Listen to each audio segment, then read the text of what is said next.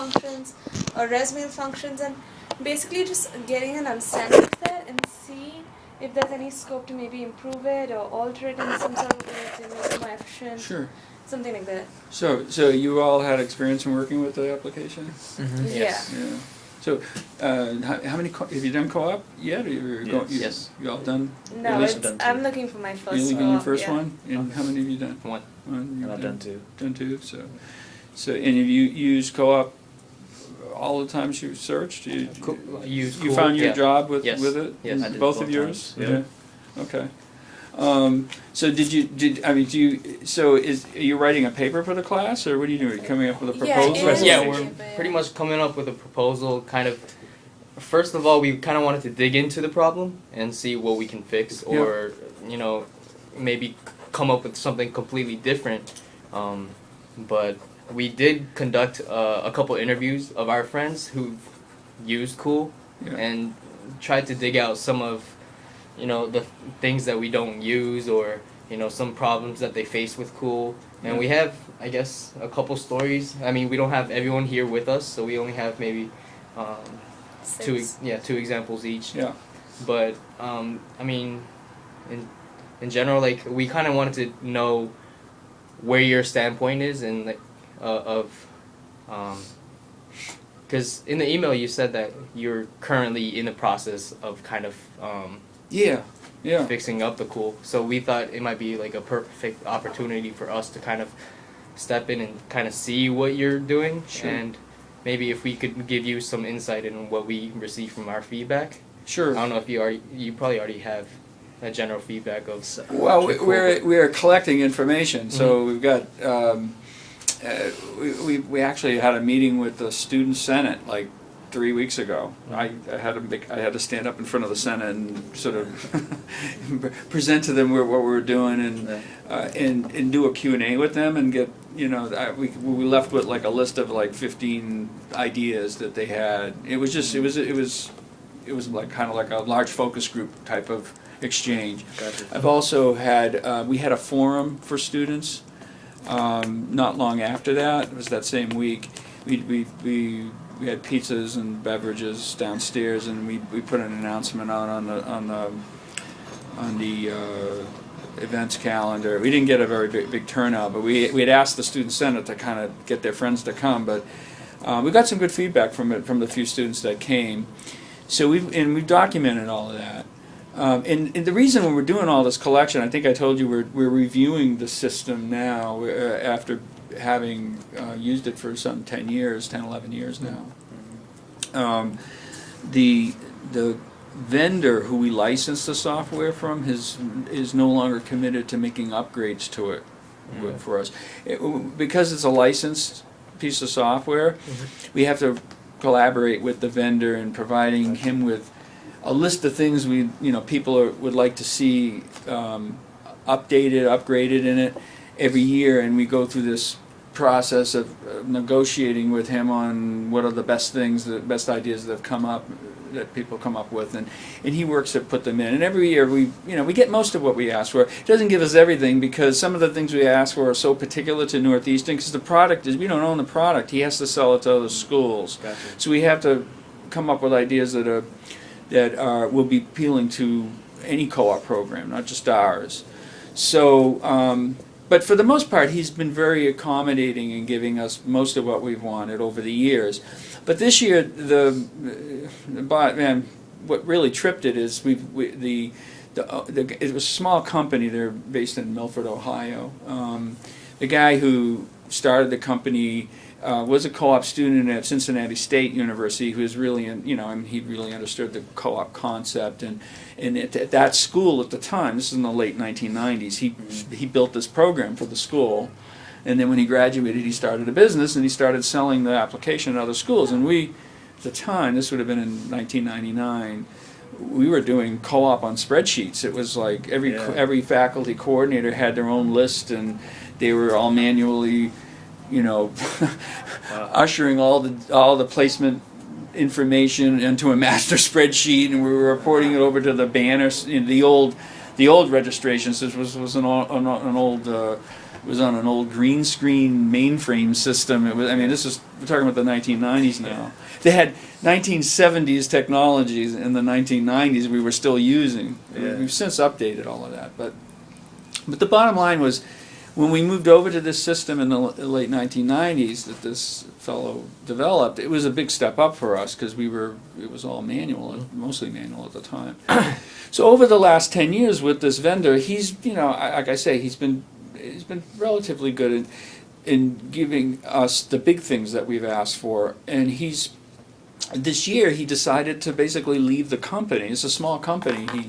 He has decided to go in a different direction. He sold his partnership to there was another partner in the company. He was kind of like the brains behind the application, so when he left, it kind of like their ability to deal with doing upgrades and continually improving it kind of, went out the door. Right. So without the ability to manage continuous improvement, we got to look at either buying the software and doing that ourselves, hiring the resources in to kind of manage, additional changes, redesign, retrofitting, basically building on it, or looking at other applications that are out there. There are other products. Or or ignoring that and just starting from scratch and building something entirely from scratch, which is another option. So this review that we've got underway is looking at all those strategies, and it's not going to be something that's going to change like that. It's just going to probably be like a 2-year process. We just started the conversations with students. Like I say, we went out to the Student Senate. The co-op directors in each of the colleges we formed a group, and we're kind of collecting all the feedback from the advisors about what they'd like to see in it. And so you've come at an opportune time. I mean, we actually are for real collecting feedback from people about what they'd like to see in it, and we're going to work all of that into a request for a proposal that we'll send out to these other vendors that we're going to bring in and have them do like a presentation to us based on what we put in this requirements specification from all the feedback we're getting. So I'm still writing the RFP now, and I'm looking to, from all these people we talked to, we've gotten like, I think it's probably it was like almost 140 discrete ideas. Some are small things, some are big things. So what are some of the bullet points that you have in your proposal? Well, the big themes I got from students, you have to think of it in terms of users and the user views, because there's the students are a considerable stakeholder group because they're looking for jobs in the system, but the advisors also have a big role in managing the referral process to the co-op positions through the system. And so their input on how that's all managed and everything, it begs questions, of course, of not only about what buttons are in there and what things you can do technically with the software, but also it's begging questions about the process, and are there ways we can make the way we do referrals more efficient for students, not just the way the software supports it, but are we doing it in the best way? Are the business rules the right rules? Right. So it's raising a lot of discussion, and you can imagine there's 7 different colleges, and the colleges all have a certain amount of autonomy about how they prefer to do. Co-op has a core set of expectations. There's certain basic things that every college is supposed to be doing. They all have to be on a common calendar, for example. They all require reflection, but the reflection can be different in every program, for example. So there's variation, there's commonality, there's variation. So we're having to struggle with the tensions that go with having a lot of opinions from a lot of different ways of seeing how co-op should be done, all being supported by one system. How do you bring all that together into a way that, into a solution that will make everybody happy, do everything everyone wants, but still not be so complicated that no one can figure out how to use it. It can be a very real possibility when you're dealing with this many stakeholders in the loop. Right. So we got. Some of the things that came back from students. There was definitely a pretty common complaint about the lack of refinement in the search features. More robust search essentially was the message. Ability to save searches, for example. Ability to sort things in a more refined way. Organizational type of stuff. Yeah, I mean, basically the screen to be able to jump to things more readily. I think the index at the bottom is kind of confusing. It's kind of an alphabetized index, and being able to jump through pages is something we've been complaining about with the vendor for. It's one of those things that were like on the lowest end of his list of things that people were complaining about, and he just never got to it. So. Right. But a lot of the stuff we've heard, we've been aware of. But now, if we're going to change the system, or if we're going to own the software, we'll have the ability to jump to the things that are our highest priority, and not a bunch of other schools' priority. That's a cool proposition to be able to just make the change that you see fit, just like that, as opposed to. See, we don't own the code, so we have the application is hosted here, but I don't know if you know how software works, but when they develop the code, they compile the code into something that can be read by the server, and we don't own the decompiled code. We don't have the code at the level of where you're actually doing the programming. We have the code as an application. Right. So, but if we buy it, they will give us the decompiled code, and then a programmer can go in there and do actually make changes in what's on the screen, where the buttons are located, and what features it provides for you. Right. So. We haven't figured out what the solution is. We may buy it. We may continue to license it for the next 18 months until we can get something else in. We're going to bring in these vendors and talk to them after this requirements specification is we give them a few weeks to look it over and come in and tell us what they think we should do. So that's going to happen through April, May, June. We probably won't have a sense of what direction we're going with this until summer. So, tell me. I'm kind of running off at the mouth here, but tell me I was what. actually going to ask you. Yeah. So you gave us the students' point of view. You said you had feedback in your forum and this student senate meeting and everything. But where do you think My New Cool has the scope to improve? What problems do you think My New Cool has as of now, and what do you think you're going to improve, like, in the short term? Right now we're not going to improve anything in the short term because we're not going to make any upgrades to it. We don't own the software, first of all. Right. We cannot make any. The vendor's not going to make any upgrades to it. So we're basically, it's stable. It's not broken. It works. We're not going to make any changes until we make the decision about where we're going to go with it. So if we buy it, we will be able to start to make changes. If we don't, it's going to stay as it is until something else comes in to replace it. That might be a little while. That might be like 18 months. We don't know. Are you leaning towards any option right now? Are you still thinking that maybe buying the codes and having a programmer do everything for you is more ideal for you, or do you think maybe? I don't know. There's an upside and there's a downside to all of the options, and I haven't really decided. I think it's not going to be just my decision. I'm going to make a recommendation, but I'm working with this team of people who are all going to sort of weigh in. There's going to be kind of a consensus built up around it because it's going to have a major impact. Whatever the decision is, if we build something from scratch, it's going to take a lot longer. But we might get something that's much more precisely to exactly what we want. We'll have much more control. So then you have to have the ability to sustain it over time. You're going to be hiring other people to come in and sort of continually improve it. There's expenses involved with that.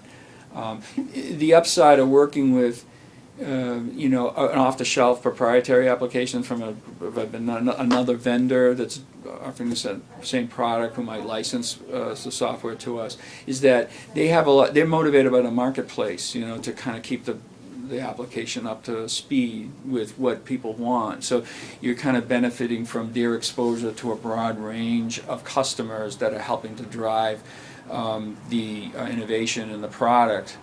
So there's an advantage to that, but then you lose the ability to have precise control over every feature you want, because they're trying to satisfy a broad market swath, not just you.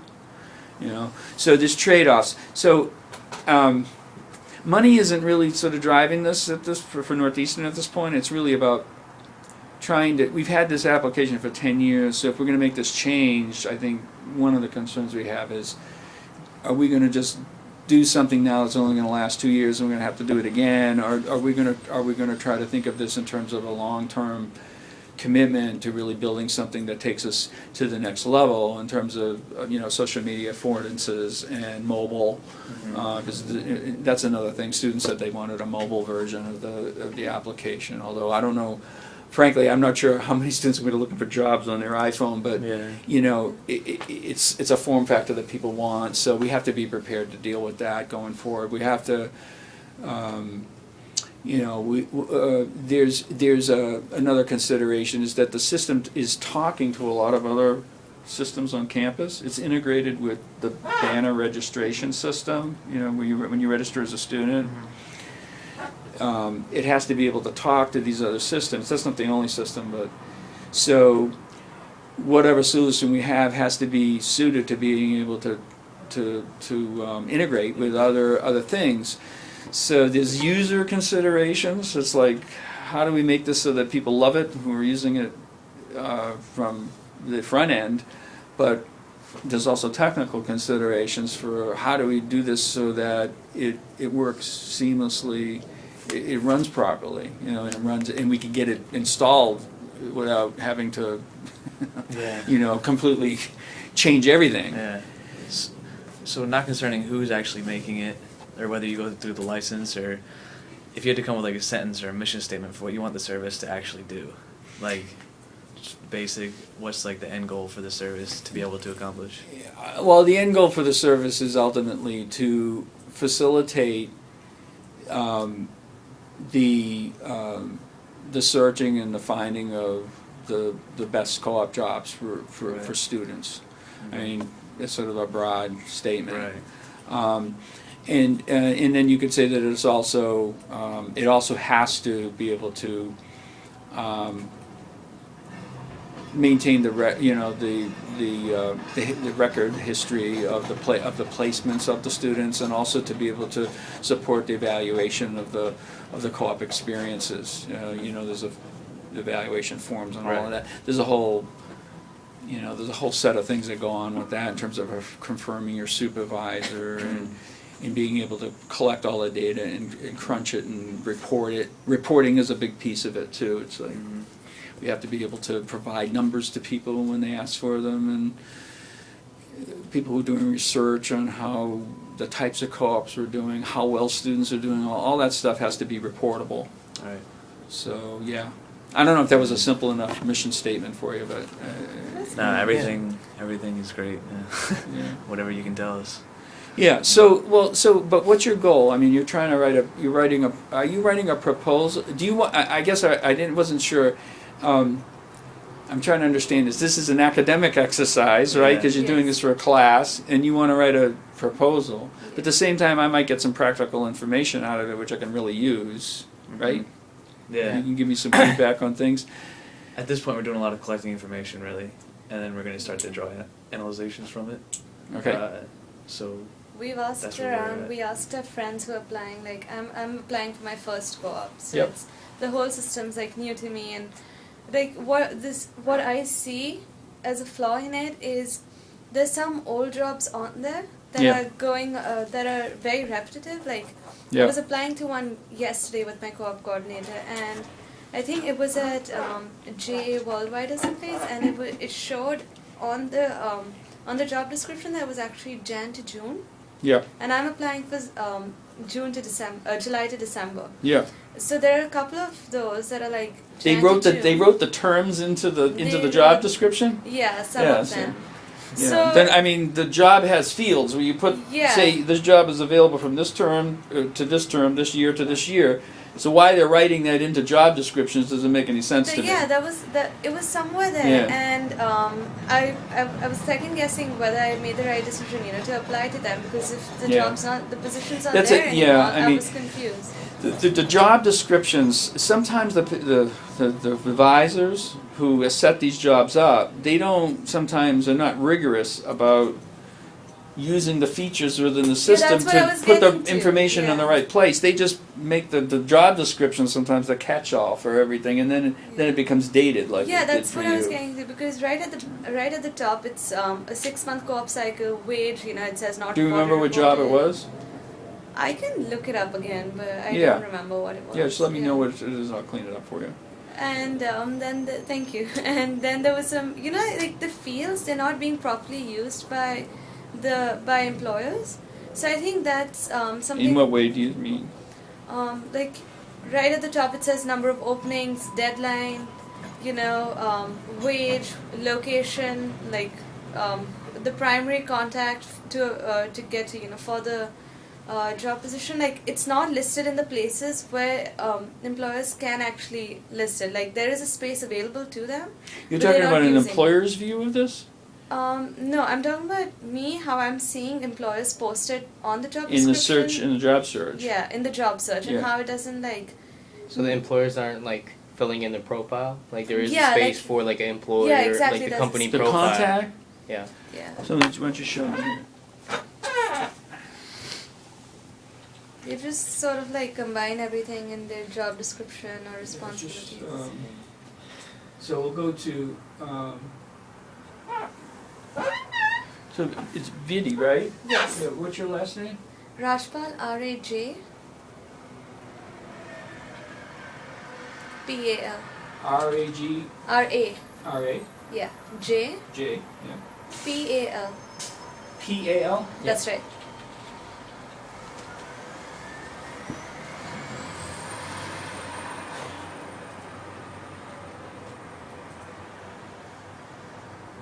You are? Okay, so, you're looking for fall 2013, Mm-hmm. and when I go into your search, and I run the search, I see the jobs that are matching to you.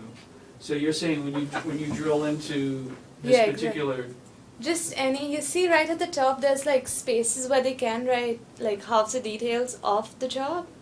They're Where? not always utilized. They put everything like you down. mean not everything is filled in here? Yeah, over there. That would make some. That Where, would just- in here? Yeah. In all of them? In a lot of them, yeah. Really? Let me see. It usually says only 6-month co-op, number of openings, Yeah. but it doesn't state the deadline. It doesn't state the wage, and a few other things. Well, yeah, okay. All right, I see what you're saying. Well, Yeah. so some of them don't have the wage. I understand that. Yeah. And that's the preference of the coordinator, the faculty advisor, the coordinator, Yeah, that who we- owns yeah. that job, has to make the decision on whether or not they're going to publish a wage or not. Yeah. They have the prerogative to decide that. Some of them deliberately do not put the wage in because they don't want the student to be thinking about money. They want them to be thinking Think about about the the learning job. experience. The money is like a secondary consideration. So we don't force them to put the wage in because they all complained about it. Some of them do put it in, some of them don't. So that I agree that Yeah, that needs it's to be mostly talked with the deadlines, because I missed a few deadlines in this way, but my co-op coordinator, like she somehow like helped out with that, and we managed to. So the deadlines, so here's the other issue which is brought up, and I think this is something that also came out of my other discussions with students, is every program has its own, there's a big deadline for everybody. You all have to start co-op for summer to fall right after the 4th of July. Everybody has to start. But the particular deadlines for what you do leading up to getting placed is every program has its own particular set of deadlines. When to get your resume in, when you're going to get your first interview, all of that. That can vary from program to program. So if you're looking at one job, that this particular job is for computer science, say, and the deadlines are going to be relevant only for that computer science, because that's a computer science job. Yeah. So one of the solutions we thought about was maybe we create a way for when they're setting up the job so that they can put in some particular information about deadlines or whatever. that's only relevant for that job, so that it could be like I don't know, maybe it's important other information or whatever. It'd be generic, and if you rolled over that, you would see whatever they wanted to tell you about that particular job, and it could be the deadlines, it could be anything. Yeah. But we could put custom fields in there too. I mean, we could put specific deadline fields in there for. I mean, we could break it down in terms of. We usually do, right? First interviews will be held like in the week of March 25th, or something like that. I just think it would make things a lot easier if, like, in those fields right at the top, Yeah. like everything is just filled. For like every job that's out there. That's something that I also gathered from the people I interviewed, so I just thought I could bring it up. No, I agree. I agree. In the struggle that we're having, I'll have to be very honest with you, the struggle is getting every single program to agree specifically on that level of rigor in exactly how they all want to be on the same page. There's a certain everybody agrees on things on sort of the high level. When you get down to the some of these nitty-gritty type of details, like the particular details for first interview, first resume, whatever, it's going to vary across the programs, and then you say, well, you guys all have to come up with the same date. They're all going to say, no, we're not going to do that. So it gets left out because they don't have the same process in every single program. So I can put something in there that would allow them to put in whatever they feel is necessary for people to know. But it might be harder for me to say everybody has to do the same thing. Because you don't have control of what they put on that profile information. It's whether they want to put it up there or not, right? Yeah, I mean, some companies just don't even have the time, so they just copy and paste their company profile just from their website. I know. Yeah, to it goes all in the description. job So, description.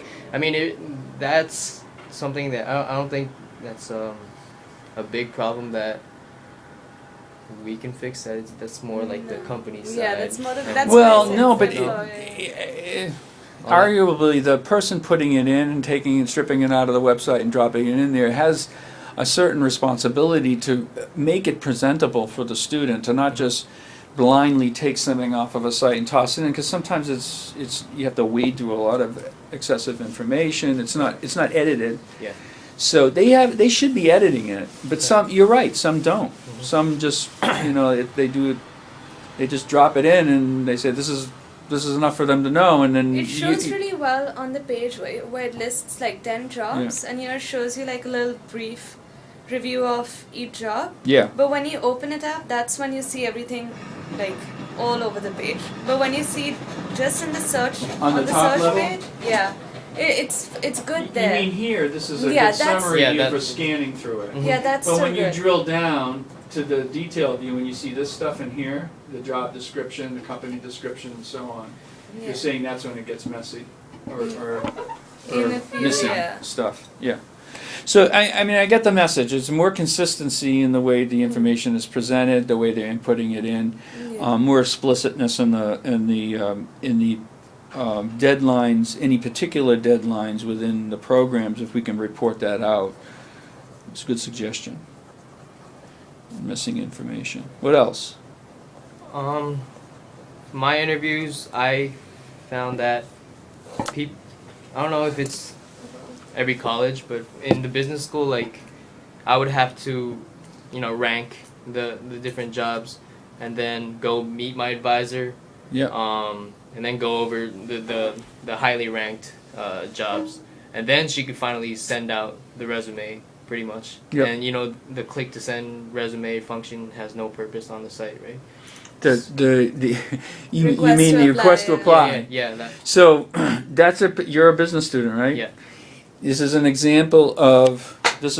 example of a disagreement between the colleges about the use of the function. Yeah. Most of the other colleges use the request to apply button. Yeah. Business doesn't want to use it, Mhm. so they tell you not to use it. Yeah. And It just seems pointless, because if I really want to apply to this company, why I don't see the reason why I have to go meet my advisor and make an extra step in the process of sending a resume out when I could just send it that day when I'm really interested. Yeah, because on the My Documents and Portfolio, you have your default document as your resume, right? So once you click that request to apply, it automatically goes. Yes. But So- yeah, we don't do that. So maybe clarify this for me. So Yes. you don't you don't want to have to click request to apply? No, I want to have that function where because I just don't think it's necessary for me to go meet my advisor to discuss this. If I was really concerned about a job and I wanted to know more about it, I would talk to them in person and kind of get an understanding before I send a resume out. Oh, so the way you understand it to mean is that if you click request to apply, you don't have to see your advisor? Is that what you think? That's what I mean, if I were looking for a job on my own, wouldn't that be a common function? I'm not sure. So, well, that you illuminated a whole different way of looking at this that I hadn't even thought about. But the request to apply makes the wording makes it seem like you're just basically applying and you don't have to do anything else to get your resume to the employer, right? Pretty much. That's what that implies to you. Yeah. But the basic rule in co-op is that you have to see your coordinator before you get referred to anyone, no matter what, whether or not you click the request to apply or not. So it might be that the way that wording is in that checkbox, it's making people think that the rule doesn't exist to meet with the coordinator. Yeah. See, so the basic understanding in co-op is that coordinators are the gatekeepers to the jobs. Yes. And because it's an educational program, it's not like you're applying for a job on monster.com. Like where you just apply and hopefully you get a call for an interview. It's not like that. Yeah. You're in an educational program, so the advisor, who's an educator, is guiding you through a process. So they take a gatekeeping role in this. Yeah. So every student in co-op is required to meet with their advisor, regardless of whatever buttons they're pressing on the software. So request to apply was only meant to signal to the advisor that you explicitly are asking for this to apply to this job. Not that you're going to get your resume sent, but you are saying unconditionally that you want to be your resume sent to that job. Now, most students they tell everybody in CBA, you don't have to click that. All you have to do is say you're interested, and then they just base it on interest level. And that's what I'm doing right now. In other colleges, they click the request apply, or they don't, or they can just click interest. So they might say, I'm interested, but I'm not interested enough to actually say I really want to be applying for this job. Yeah. See, it's sort of another level of, it's another way to express the student's preference for the job at a much more nuanced level. It's kind of like, in the scheme of all the things I've said I'm interested in, well, this one I didn't say I was interested in, but if you don't think I'm going to get a viable shot at all these ones I'm really interested in, this one I could be interested in. Except it's on the low end. It's on the low end of the list. The thing about that, I was just about to say, with the whole rating system is that you're very interested in these. So you put very interested in. You have interested in. At what point do you not get apply?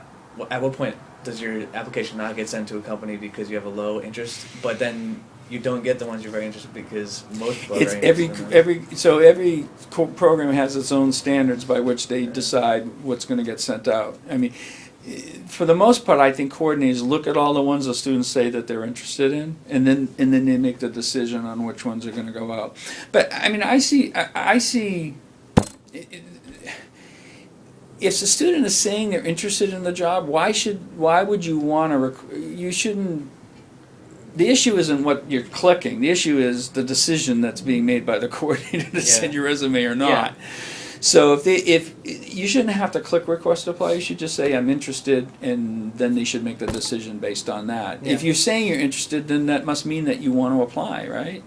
Or does it? Does it mean that you? If you're saying you're interested, does it always mean that you want that you're? Or should it be more explicit? If you rank it very interested, then obviously you would kind of want that job, and moderately interested, that's when you want to kind of discuss with your advisor. Well, And so that's what I feel like. do these labels need to be different? Do they need to be made into something else that's clearer? Because, I mean, it seems like very interested, moderately interested, those aren't explicit enough to know what's going to happen. I mean, I understand the fact that the advisor is pretty much the gatekeeper between you and the job itself, but if you're interested in a job which is maybe a far reach for you, Yeah. Wouldn't it be up to the student to whether he wants to send the resume or not? Well, Because if they don't get any response from the company, they'll know, or if they do really bad at the interview, they'll find out themselves, and that's what the students will experience. Well, you've hit at the very sort of rub of the whole way in which the core program works, and the power of the advisor. The advisor is really